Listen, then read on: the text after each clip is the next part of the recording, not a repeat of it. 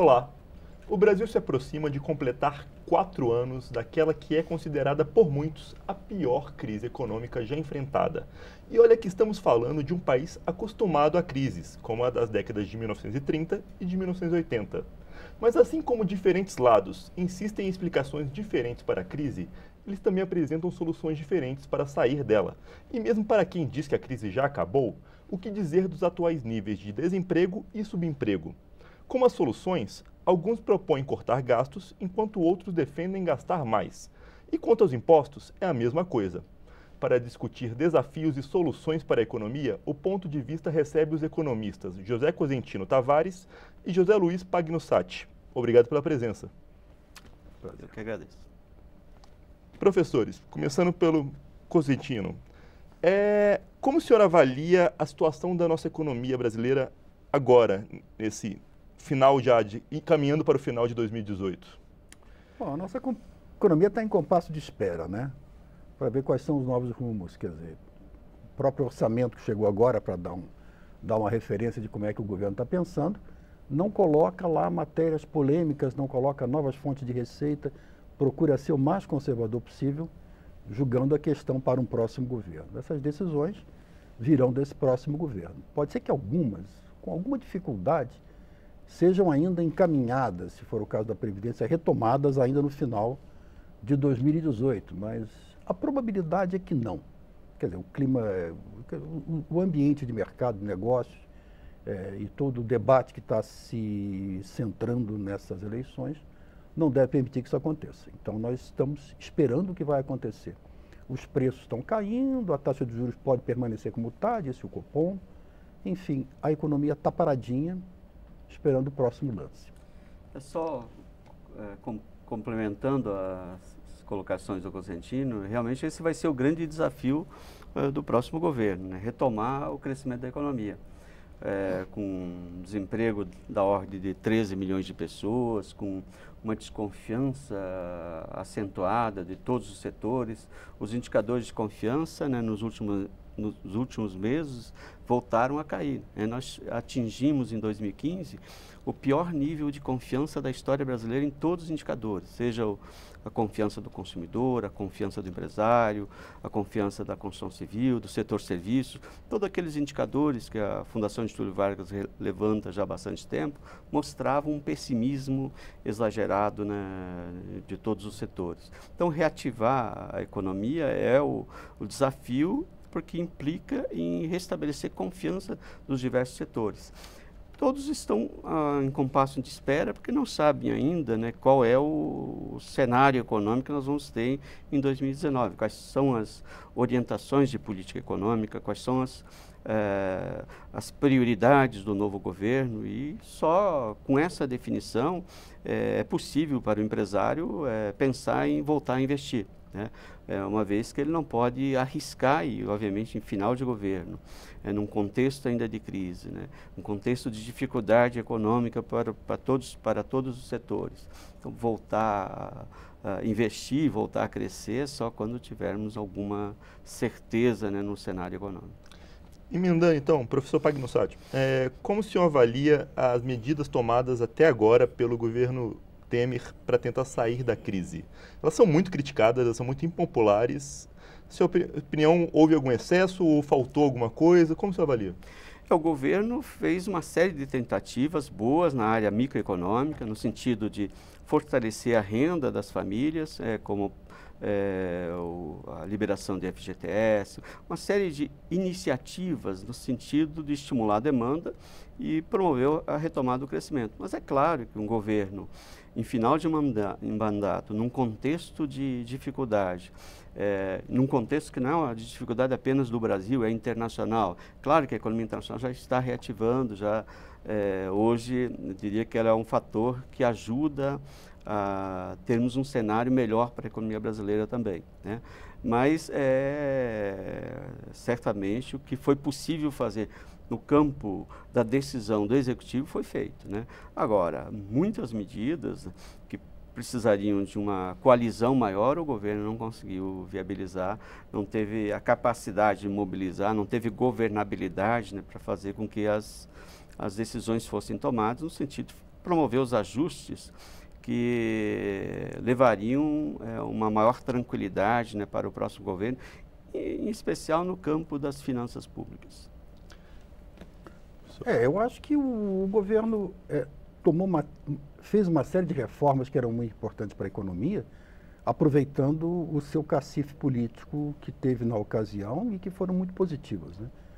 Eu acrescentaria as do José Luiz aqui, o teto de gastos na área de finanças públicas, a alteração do FIES, que era um programa de financiamento estudantil, que realmente era caro para o país, a questão da terceirização, resolveu o embrulho da terceirização das empresas, uma reforma trabalhista, uma alteração do regime de exploração de petróleo no Brasil, tudo isso que realmente deu um novo, realinhou a mudança da TJLP para a TLP, que também era uma questão importante, que prejudicava a execução de política monetária e também afetava finanças públicas, ou pelo menos agora temos um terreno à frente levantado por essas reformas, algumas das quais poderão ser rediscutidas, inclusive, pelo novo governo, dependendo da orientação, como ele disse, que eles venham dar, dependendo das prioridades que o novo governo venha dar à economia. Cosentino, se você fosse dizer qual, né, na sua opinião, deveria ser a prioridade número 1 para o país em 2019, qual seria, economicamente? Claro. Bom, eu tenho cá o meu viés profissional, mas eu acho que existe uma certa unanimidade de dizer que as finanças públicas brasileiras vão muito mal, né? Alguns indicadores. Tomemos o orçamento da União. 91% das despesas do orçamento ditas primárias são obrigatórias, então delas o país não escapa, tem que executá-las. Sobram 9% que podem ser distribuídos e também não é tão assim livre de distribuição na realidade. Segundo indicador, mais do que 100% das receitas líquidas está comprometido com despesa obrigatória. Quer dizer, elas pegam toda a receita líquida da União e não deixam mais nada. O resto tem que ser via endividamento. O que mais você queira fazer tem que ser via algum tipo de endividamento para despesas discricionárias e para o que mais se queira fazer de novidade na economia. Qualquer tipo de estímulo que se queira dar pelo caminho fiscal. Nós temos 3 regras fiscais que estão por aí, que é a regra de ouro, o teto de gastos e o resultado primário da lei de responsabilidade ainda lá do ano 2000, que tem que ser equacionadas e repactuadas, refeitas para esse novo contexto. Então, começa nos gastos públicos, é isso também? Acho que é um aspecto fundamental. Acho que o Cosentino tem total razão, né, que a questão fiscal, pelo lado do gasto, ela tem que ser ajustada, mas também quando a gente pensa que do lado da receita a gente pode evoluir, né, e a retomada do crescimento econômico, nesse sentido, ela é fundamental.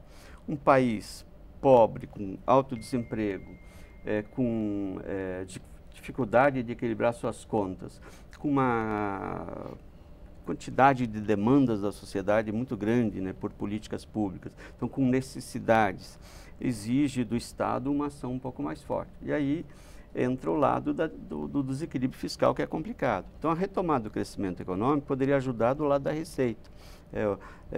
O crescimento econômico significa arrecadar mais, significa ajudar a alcançar o equilíbrio das finanças públicas, que hoje, com esse déficit, né, programado para 2019 de 139 bilhões, é algo assim que não se imaginava há pouco tempo atrás, né? Nós vamos completar 5 anos de déficit nas contas públicas e isso faz com que a nossa dívida pública mantenha uma trajetória preocupante, né? Vamos dizer assim, o sinal amarelo ainda está aceso, né? Apesar do mercado hoje ter uma certa tranquilidade na questão da percepção do controle da dívida pública em função do teto do gasto, mas o sinal amarelo continua aí, porque se nós não reativarmos o crescimento econômico, não voltarmos a ter uma retomada na arrecadação, é muito difícil conseguir o equilíbrio fiscal. Vamos lá, Palantati. Você falou que crescer a arrecadação, mas é quase unanimidade que um ajuste fiscal é inevitável, né? O Samuel Pessoa da FGV, por exemplo, ele prevê que esse ajuste provavelmente tem que passar por congelamento de salários, uma nova regra para o salário mínimo e redução das desonerações tributárias. Você acha que isso é muito radical, na sua opinião, por exemplo? Eu acho que não vai passar por aí, até porque o Congresso tem que aprovar, né? E acho que há um ambiente, né, político que não permite, né, um retrocesso em políticas que são já consagradas. Então, o salário mínimo ele tem uma regra, que é uma regra baseada no crescimento do PIB de 2 anos atrás, mais a inflação. Então, nós estamos repassando para o trabalhador, né, um reajuste um pouco acima da inflação, mas que é compatível com o crescimento da economia. Então, não estamos fazendo algo fora da realidade. É claro que para cada real a mais que a gente paga, que aumenta de salário mínimo, significa um gasto adicional de 300 milhões na Previdência, né? Hoje, a grande parte dos aposentados recebe um salário mínimo, né? Mas é injusto, né, você pensar em reduzir salário mínimo. É claro que muitos economistas, muitas propostas têm sido colocadas nessa linha, né? Já que não foi possível fazer a reforma da Previdência, pode-se cortar por esse lado, da redução do valor das aposentadorias, o que é bastante complicado, né? Eu diria que alguma coisa vai ter que ser feita no sentido de que a Previdência é o grande gasto do governo, né? Quando a gente olha a execução orçamentária pelo lado da função da Previdência, que inclui aí, então, a aposentadoria também do setor público, hoje representa 54% do total do gasto do governo federal.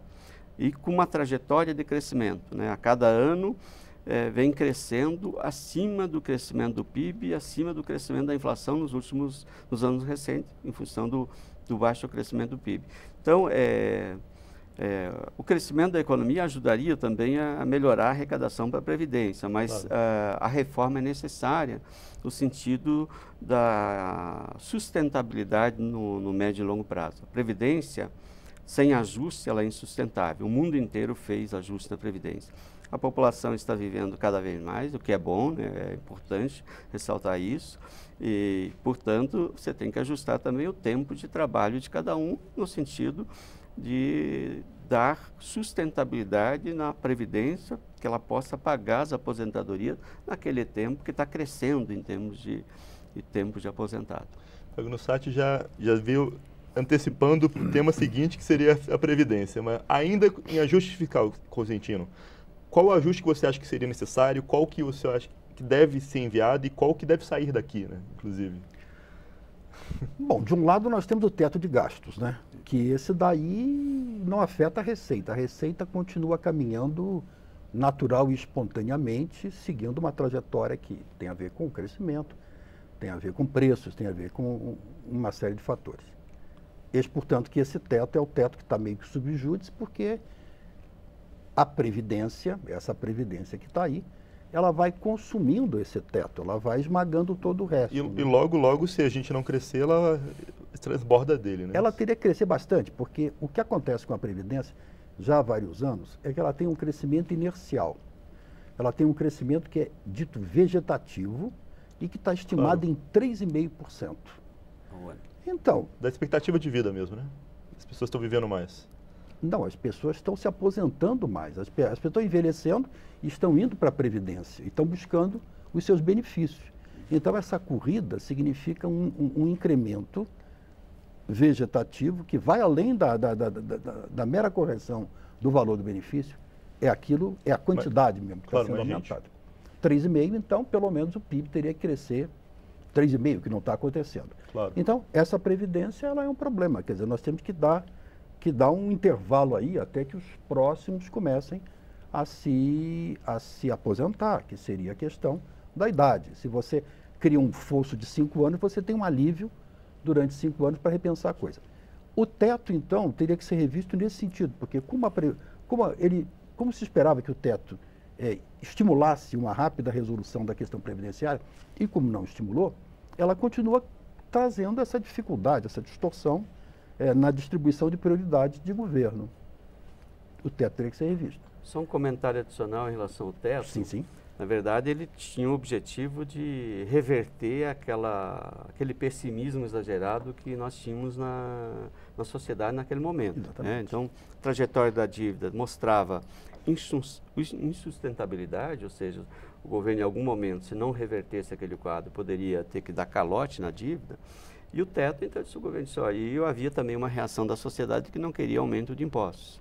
O teto foi, então, a solução que o governo encontrou para dizer, olha, sociedade, eu não vou aumentar imposto e vou resolver isso porque eu vou botar na Constituição que nós temos um teto de gastos. Só que isso para o próximo governo já é uma amarra bastante complicada. Né? Você está batendo no teto, não resolveu o problema da Previdência, há uma demanda por mais serviços de saúde, de educação, como o Cosentino falou, as aposentadorias estão crescendo, então é bem complicado, né, se manter nesse patamar. Eu diria que o próximo governo provavelmente vai ter que criar algumas torneirinhas, como a Zélia fez lá no Plano Collor. Né? Ou seja, algumas saídas para viabilizar o atendimento das demandas que são essenciais, especialmente na área da política da educação, da saúde e outras políticas necessárias num contexto de crise. Né? O gasto do governo tende a crescer em termos de atendimento da população nas épocas de crise. Há uma demanda da sociedade por isso. O teto é uma restrição bastante complicada para o próximo governo. Fábio Mussatti, explica para a gente melhor, principalmente para quem é mais jovem, essa questão das torneirinhas. Seriam as formas de burlar esse teto? Assim? O Collor confiscou, né, todos os recursos financeiros e deixou a sociedade, os empresários, os trabalhadores sem recursos. Amíngua. E aí alguém que precisava pagar o médico teve que se criar, então, regras de saída desses recursos. Então, só para lembrar, né, houve uma redução do estoque de moeda na economia de 4,2 para 1,4 trilhões, ou seja, caiu 70%, né, o volume de recursos disponíveis. Os empresários não tinham dinheiro para pagar o salário do trabalhador, então teve que se criar regras de liberação dos recursos, as chamadas torneirinhas, para poder viabilizar o funcionamento da economia. E isso não é burlar a lei de responsabilidade fiscal? Bom, as nossas torneiras não seriam dessas. Essas são torneiras monetárias. Ele confiscou a poupança e prendeu, enfim, toda a liquidez das pessoas. No caso, não seria isso. Mas tem que ter válvula de escape, né? As válvulas de escape, o tempo de ajustamento. É isso que todas as regras fiscais brasileiras nunca contemplaram. Válvula de escape e um tempo de ajustamento. No caso do teto, metade do crescimento do PIB, além da mera correção pelo preço, inflação, né? Metade do crescimento do PIB, ou, por exemplo, fora do teto, tudo aquilo que o museu lá do Rio de Janeiro pudesse arrecadar para ele mesmo, porque ele não podia gastar, mesmo que ele melhorasse as instalações, aumentasse o preço do ingresso, né? Aquele dinheiro que ele recebesse, ele não poderia gastar. Essas fontes próprias poderiam ser liberadas, poderiam até incentivar a melhoria dos parques nacionais. E por que não foi ainda? Não foi ainda porque quando se fez a regra do teto, é uma medida que está na Constituição, ela é muito rígida, né? Não pressupõe regulamentação adicional, e foi feito de forma a dar um choque, como ele bem lembrou aqui, de confiança na sociedade. Dizer que não, agora temos uma regra muito forte, que essa vai garantir a solvência do Estado pelos próximos, sei lá, 4, 5, 10, no caso disseram 20, mas a solvência do Estado por algum tempo. Esperava-se que viesse a Previdência, mas teve suas vantagens. O teto, de fato, conseguiu segurar a despesa. Reconheçamos que, se você olhar, naquelas que não crescem inercialmente, tipo Previdência, pessoal e outros benefícios assistenciais, ela realmente produziu efeitos, mas tem que ser tratada com muito carinho. Foi como fizeram com a lei de responsabilidade fiscal. Diziam, não, ninguém pode mexer nisso, porque se mexer, arrebenta esse dique e não se sabe o que vem aí por trás. Então, esse tem que ser o grande cuidado para mexer realmente dentro de condições bastante limitadas e dando alguma folga para ajuste, etc. O caso da regra de ouro, que é outra das regras citadas. E já tem gente querendo abolir, não é isso? Que já tem gente querendo abolir, porque ela veio de repente, aquela coisa que vem de repente, você não tem como se ajustar, Aliás, explicar melhor para o pessoal de casa a regra de ouro, né? Bom, a regra de ouro, na versão, quer dizer, na versão teórica, o Estado só pode se endividar para investir. Bom, no Brasil, há 3, 4, 5 anos, a gente vem se endividando para pagar o déficit. Então, portanto, estamos fora da regra. Havia uma série de mecanismos formais, contábeis e de naturezas variadas que permitiam que você atendesse à regra sem estar dentro do espírito da regra, que era esse aí. Só se endivida para investir. Só se endivida para criar capacidade produtiva para gerações futuras, coisas dessa natureza, que tem uma origem meio antiga em todo caso, mas enfim, era o que em 88 colocaram na Constituição. E essa teve que simplesmente ser abafada e passar adiante, porque não teve jeito, né? Então eu digo, esse conjunto de regras, peguem-se as três, a da lei da responsabilidade, o teto de gastos, a regra de ouro, some-se o teto do endividamento público federal, que o Senado tem tentado emplacar, peguem-se as 4 e vamos tentar fazer disso aí uma coisa que você possa administrar responsavelmente daí em diante. O problema da regra de ouro... Pode continuar depois do comercial. Perfeito. Já, já. Este é o Ponto de Vista, que hoje discute soluções para a economia. Vamos fazer um rápido intervalo e já voltamos.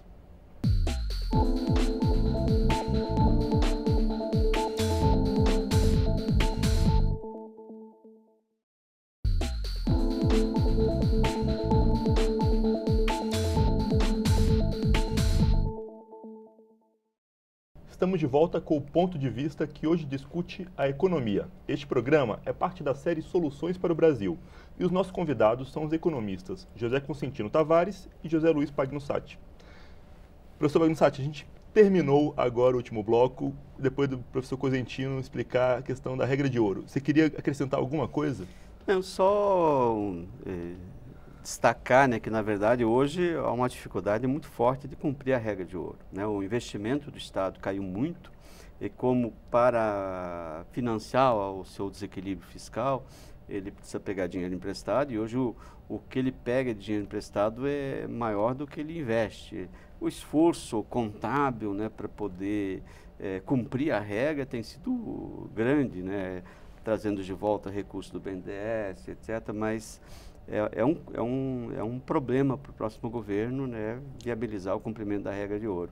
Claro que se houver retomada do crescimento, daí nós teríamos uma retomada da arrecadação e, em consequência, o desequilíbrio fiscal tenderia a cair. Esse ano mesmo, o déficit previsto de 159 bilhões não vai ser necessário, né, vai ficar em torno de 130 bilhões. A previsão de 139 bilhões para o ano que vem pode também não ser necessário. Se a economia voltar a crescer, e ela tende a voltar a crescer, há um espaço para a retomada do crescimento muito grande. O Brasil está com uma capacidade de soja muito alta, está com desemprego elevado, enquanto que o resto do mundo já se reativou, já teve toda uma trajetória de recuperação do crescimento.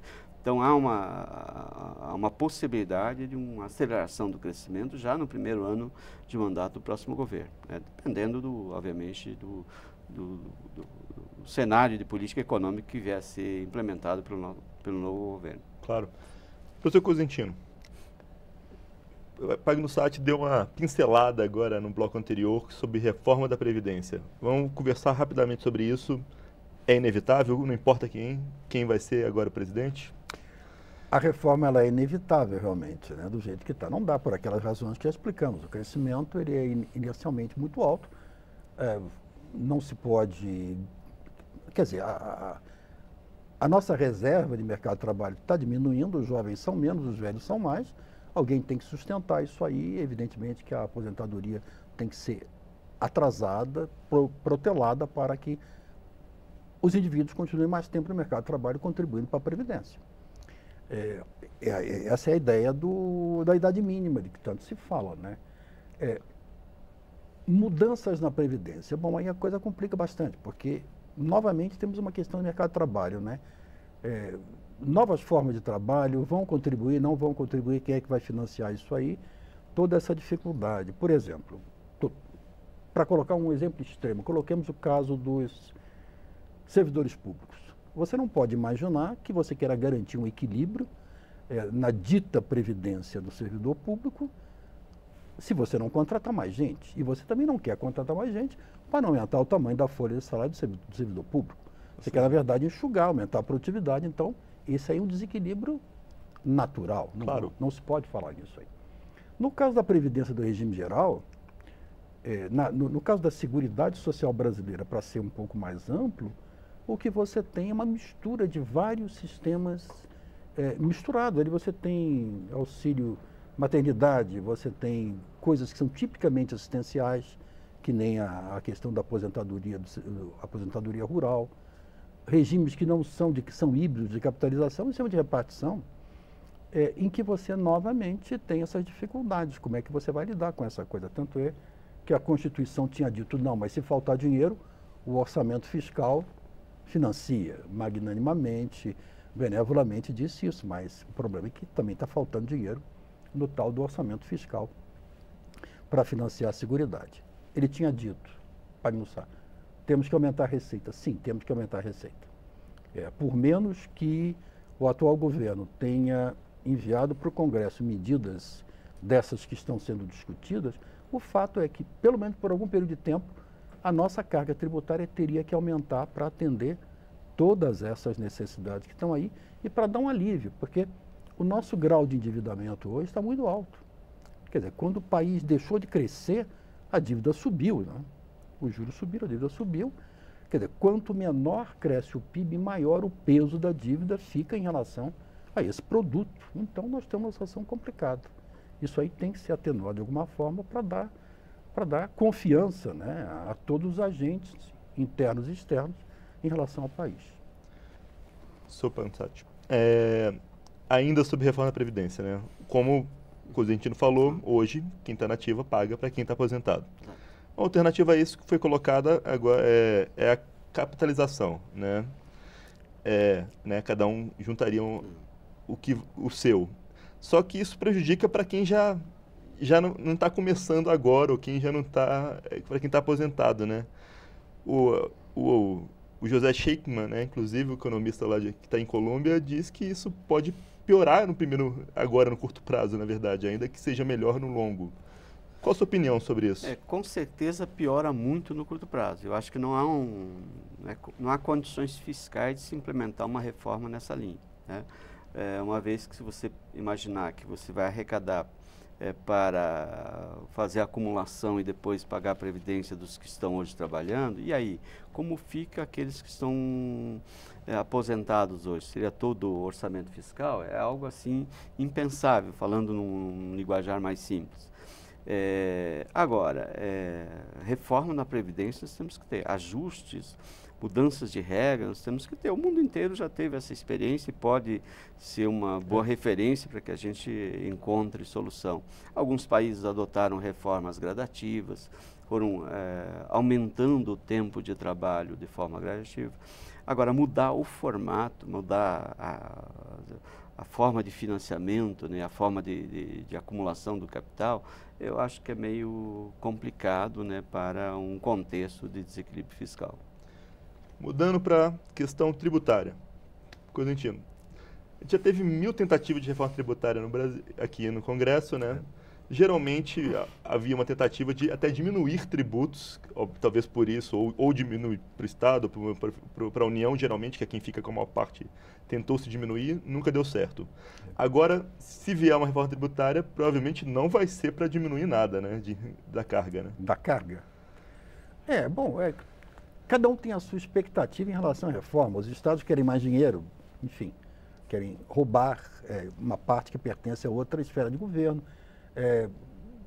O público em geral, a sociedade imagina, não, isso vai significar uma redução de carga tributária, que maravilha, então vai ser muito bom aumentar a produção, aumentar o emprego, etc. e tal. Mas, na verdade, não, isso aí é totalmente impossível e a reforma tributária não é exatamente isso aí. Quer dizer, a reforma tributária, aumentar ou diminuir imposto você pode fazer fora da Constituição, não tem o menor problema.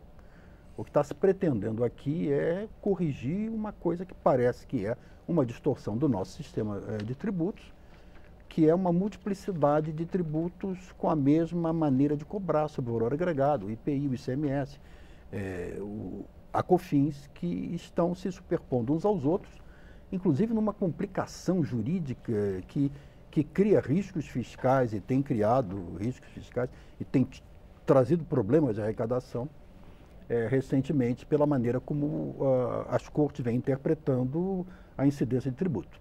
Isso é o lado 1.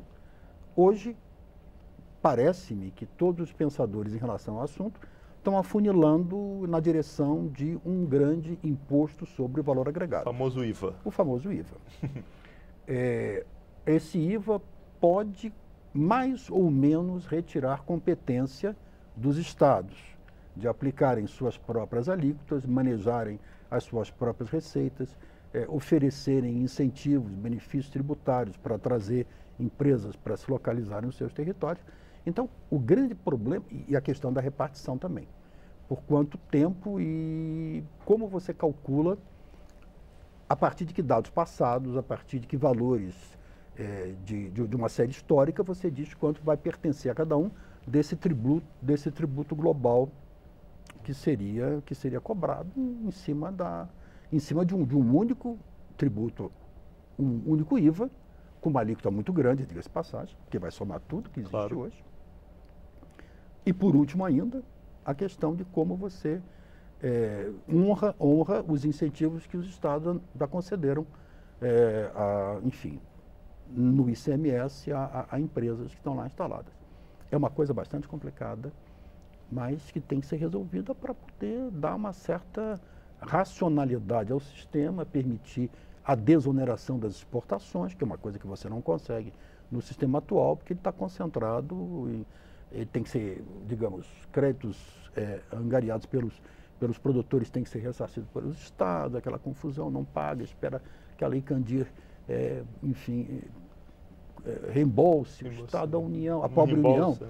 E aí os estados também ICMS, cada produto é uma regra diferente. Né? Exatamente, e os pobres estados também não estão bem. Quer dizer, quando a gente fala aqui, porque nós moramos em Brasília, quando a gente fala das dificuldades das finanças públicas, ainda tem mais uma, quer dizer, todo mundo deve estar em algum momento esperando que a União entre em socorro dos estados, do jeito que eles estão. Só que a União também está enrascada, né? Exatamente. Então imagina o próximo governante, o que ele vai ter que realmente enfrentar, né?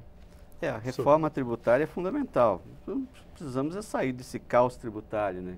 Na verdade, se tivesse que usar um termo, seria esse. Nós estamos num caos tributário. A simplificação do sistema tributário, vamos dizer assim, o nosso ambiente de negócio, aquela estatística do Banco Mundial, coloca o Brasil como um dos piores do mundo. Você gasta muito para poder pagar imposto. A burocracia, a dificuldade, a complexidade do sistema tributário é muito grande. Além de todos os problemas que o Cosentino colocou com muita precisão, né? Se cobra tributos tendo bases muito parecidas ou até iguais, né? Então, base tributária, quer dizer, está cobrando tributo da mesma fato gerador, é muito complicado, né? Então, nós precisamos simplificar, reduzir o número de impostos, precisamos facilitar o pagamento de imposto, né? Eu diria que o empresário, não é que ele não queira pagar imposto, ele quer pagar, mas ele quer ter certeza que está pagando corretamente e que não tem um problema no futuro, que hoje é um risco para qualquer empresário, seja o pequeno, o médio e até o grande empresário, né, no pagamento de imposto, né, porque ele nunca tem absoluta certeza se está pagando corretamente. Por isso que ele contrata, né, escritórios de contadores, de advogados para fazer esse pagamento. O dado do Banco Mundial, do ambiente de negócio, mostra que o Brasil é o país que mais gasta para poder pagar imposto, né? E também há um desequilíbrio na nossa carga tributária, né? Hoje, quem deveria pagar menos imposto está pagando mais, e alguns setores, algumas áreas estão pagando muito imposto. Então, a reforma tem um espaço para avançar muito grande. É claro que, como o Cosentino colocou com muita precisão, né, é uma arena de interesses, de conflito, né? O governador vai querer fazer uma reforma tributária que aumenta a parcela dele, o prefeito também, o governo federal não quer perder sua fatia, os empresários imaginam que eles devam pagar menos imposto e talvez os banqueiros mais, o trabalhador acha que ele não deve pagar imposto e o empresário e o banqueiro tem que pagar mais imposto. Então, não é tão fácil você chegar num consenso para viabilizar uma reforma tributária, mas ela é necessária. Que ajuda a explicar por que ela não saiu até agora. Né? Corretamente. Ainda, professor Pagnussá, Samuel Pessoa, que eu já citei aqui hoje, em entrevista ao Correio Brasiliense, teria dito que quem diz né, agora na campanha eleitoral que não vai aumentar imposto está mentindo. Até pelo ajuste que a gente conversou aqui há pouco, aumento da carga tributária, na verdade, é mais provável do que a manutenção, enquanto nem se fala de redução. Né? O problema é que com as regras atuais, o simples aumento da carga tributária não resolve. Né? Você tem o teto do gasto. Né? Então, você não tem como gastar além daquele limite estabelecido. Então, você pode até... a previsão era o contrário, que nós teríamos uma manutenção do crescimento da economia e, portanto, um crescimento natural da arrecadação, e com isso, com o teto limitando o gasto, nós teríamos uma sobra de recursos para gradativamente reduzirmos nossa dívida. Então, pensando nas regras atuais, aumentar a carga tributária não vai resolver a nossa dificuldade de financiamento dos gastos, que é o limite do teto. É claro que, defendendo a ideia da liberação de algumas áreas, né, para o gasto sem considerar no teto, o Consentino já lembrou de várias áreas importantes. Eu sei que ele defende que o teto é estratégico, eu acho que mas ele poderia ser no modelo inicialmente proposto, que era com base no crescimento do PIB, não apenas da inflação. Né? Nós, com isso, manteríamos um tamanho de gasto em proporção do PIB. Isso não pressionaria da forma como está pressionando a dificuldade de financiamento das políticas públicas. Então, eu acho que o Congresso tende, né, o próximo governo tende a encaminhar medidas que aliviam um pouco, né, esse teto. Agora, a autorização para gastar mais do que arrecada já está dada pelo Congresso Nacional, né, pela LDO e certamente pela próxima lei orçamentária que está já em tramitação no Congresso. Então, eu diria que o próximo governo, nesse sentido, não tem tanta dificuldade. Ele vai ter dificuldade em função das regras que estão aí, estão amarrando, estão maneteando, né, o próximo governo em termos de pensar no que ele tem prometido, né, qualquer que seja o eleito, né, o que ele tem prometido para a sociedade nessa eleição. Né. Então, isso vai ser uma dificuldade para o próximo governo que ele vai ter que contornar. Mas aumentar a carga tributária pelo lado do aumento do imposto, eu diria que não é necessário no curto prazo. Acho que essa solução de um déficit limitado já vem resolvendo nos últimos anos, e aquela projeção de trajetória explosiva da dívida não aconteceu, porque aí você tem um outro lado da história, que é a redução da taxa de juros. Né? O que nós gastamos com juros hoje, os juros da dívida interna que está rolando, né, é muito menos do que gastávamos há 3, 4 anos atrás. Caiu de mais de 500 bilhões de reais para menos de 400 esse ano, na projeção vai chegar próximo de 400. E se os juros se mantiverem baixos, né, esse gasto continua menor e, em consequência, a dívida também não cresce num ritmo tão acelerado, o que dá um tempo, né, para você manejar, né, essa bomba, então, pelo menos, estaria temporariamente desmontada. Ela está, na verdade, adiada. Adiada. Né? Não, eu não seria tão otimista assim. Vamos lá. Quer dizer, tem gosto para tudo, né? Em termos de opinião e de avaliação de riscos. Eu acho que a nossa dívida, embora não tenha crescido tanto, é verdade, os juros caíram bastante, só que com uma dívida vinha alta, são juros menores sobre uma dívida maior, então essa fatura continua relativamente alta, né? E seria bom que ela diminuísse. Esse justamente era, digamos, a perspectiva do teto. Segura a despesa, como ele bem comentou, a receita sobe e você vai amortizando com mais rapidez essa dívida do que você amortizaria se você tivesse podendo aumentar a despesa junto com a receita. A questão é que existe uma série de fatores que já estão colocados na sociedade que estimulam a revisão tributária por um ponto de vista moral, ético, enfim, reformista mesmo, e um caso particular que cada vez ganha mais destaque nas discussões é a questão dos benefícios tributários.